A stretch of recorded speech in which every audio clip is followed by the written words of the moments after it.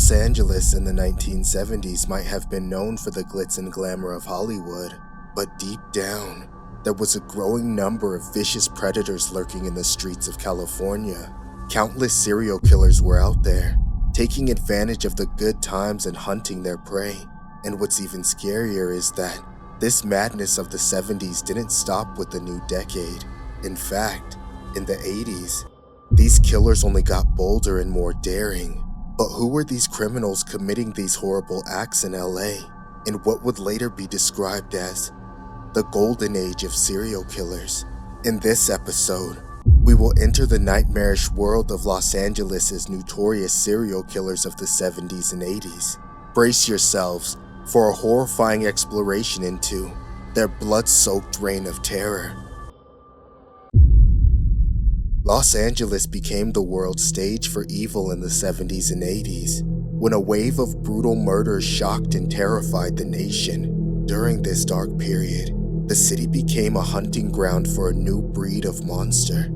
As a wave of brutal murder shocked and terrified the nation, from the freeway killer to the night stalker, we will shine a light on the most twisted, sadistic, and merciless killers to ever roam the streets of LA. It was supposed to be a routine DUI stop on the San Diego freeway in the early hours of May 14, 1983. But what the California Highway Patrolman discovered was far more gruesome than they could have ever imagined. The suspected drunk driver, 38-year-old Randy Stephen Kraft of Long Beach, had another man slumped over in the passenger seat. When Sergeant Michael Howard approached the vehicle, he noticed red marks on the man's neck, a clear sign of strangulation. Kraft was immediately taken into custody as a murder suspect, but what the police found next was even more horrifying. Hidden away in the car was a stash of Polaroids depicting 47 nude young men, all appearing either dead or unconscious, and in the trunk, they uncovered a notepad with 61 perplexing entries, a sickening list of Kraft's murder victims. All signs pointed to Randy Kraft being the prolific serial killer known as the Freeway Killer. There was only one problem. The police had already caught the Freeway Killer, Patrick Kearney, in 1977. Even more confusing, they had caught another killer, William Bonien, in 1980, who also fit the same profile. In a shocking twist, there wasn't just one Freeway Killer, but three predators who were acting independently from one another, but had each happened to go after similar victims from similar locations and dump their bodies on the side of the freeway. But the Freeway Killer is just one example of Los Angeles' famous predators. Perhaps the most famous LA serial killer of the 80s is the Night Stalker. From June 1985 to August 1986, the Night Stalker terrorized the residents of Los Angeles County for 13 months, leaving them in a constant state of fear of a vicious and elusive murderer. This phantom figure would slip into his victims' homes under the cover of darkness, murdering any male occupants with a gunshot to the head before subjecting the women to his twisted and sadistic desires. Despite the brutality of his attacks, some managed to survive, while others were inexplicably spared. The killer was finally identified as Ricardo Leva Ramirez, also known as Richard Ramirez, a high school dropout and self-proclaimed Satanist. Ramirez was found guilty after a long and bizarre trial, with the jury voting for the death penalty on all counts. Shockingly, Ramirez remained unmoved by the sentence and was even seen smiling as he was led out of the courtroom. Ramirez could be heard saying, "Big deal. Death always went with the territory. I'll see you in Disneyland." The Night Stalker attacked people where they felt safest, in their homes. But there was one killer who preyed on those who didn't have a home to hide in the heart of downtown Los Angeles, amidst the busy streets and towering skyscrapers. There exists a place that is both feared and forgotten, Skid Row, a place where the poor and destitute gather, seeking shelter from the cruel streets. But in 1978, a new terror emerged from the shadows of Skid Row, one that would leave its mark on the city forever, the Skid Row Stabber. It was a cool autumn morning in Los Angeles when the first victim was discovered. Jesse Martinez was found brutally stabbed to death in a desolate car park. The police were baffled, unable to identify who could have committed such a heinous crime. But Jesse Martinez was only the beginning. In the following days and weeks, the bodies began to pile up. Homeless men, some with families and loved ones, others alone in the world, were found dead in dark alleyways and abandoned buildings. They had been stabbed repeatedly, their bodies left to rot in the unforgiving Los Angeles sun. The killings continued without an end in sight, instilling a brutal fear in the homeless community of Skid Row. They had nowhere to turn to, no one to protect them from the unknown assailant who roamed the streets with a sharpened blade. Then, from another gruesome attack, a glimmer of hope appeared. David Jones, the first victim to survive the brutal attacks, provided a clue to the police. He told them of a man he had spoken to earlier that night, a black man who called himself Luther and claimed to be from Puerto Rico.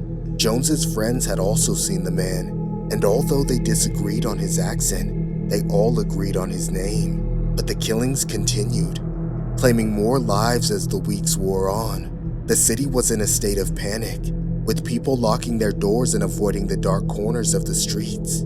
Finally, after 2 months of terror, the Skid Row stabber vanished without a trace. But the damage had been done, and the scars left on the community would never fully heal.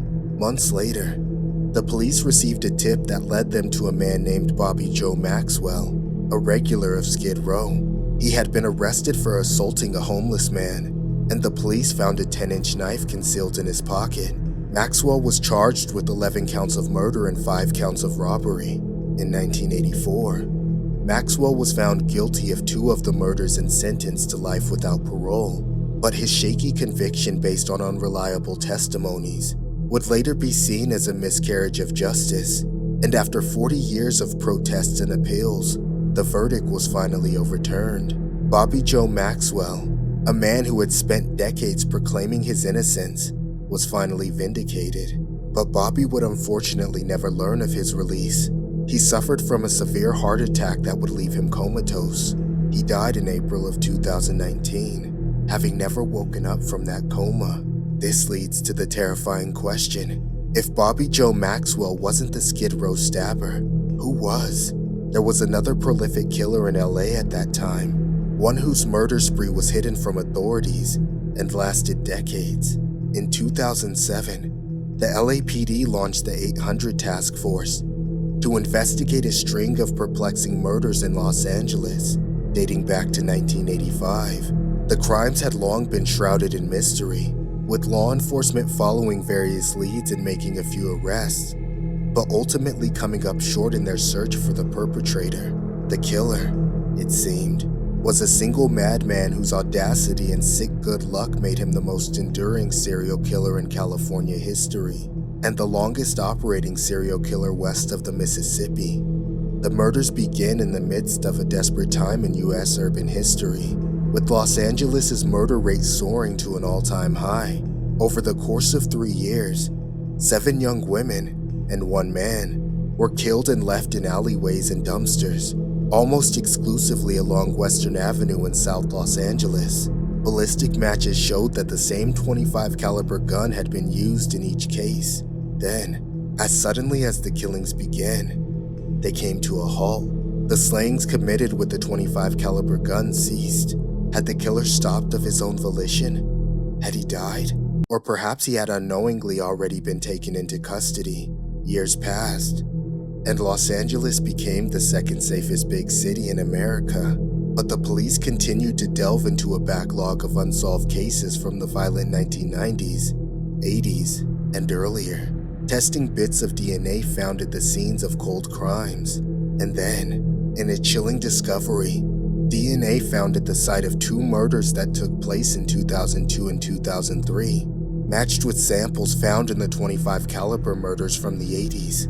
The killer had resurfaced, or perhaps, even more terrifying, he had never really stopped.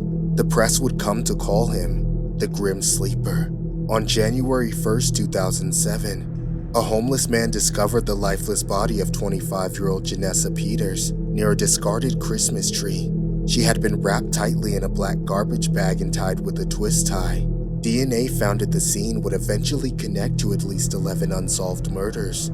Through a partial DNA match to a felon named Christopher Franklin, the LAPD was led to Franklin's father, Lonnie Franklin. Undercover police officers collected DNA evidence from dishes, silverware, glasses, and pizza crusts that Franklin had used in a restaurant.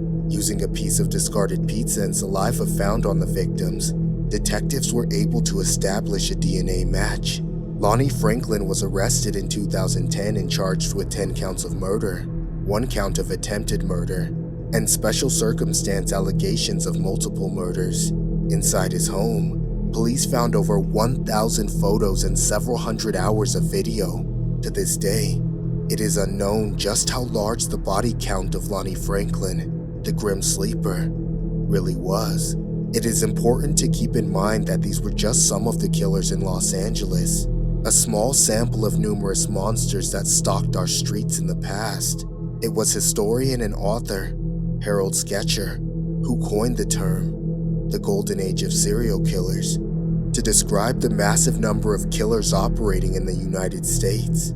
It's estimated that in the 70s alone, America had 605 killers preying on the public, and even more jaw-dropping, 768 known killers in the 1980s. Known killers, but as we learned from the case of the Grim Sleeper, some monsters are especially good at covering their tracks and keeping their vicious natures secret.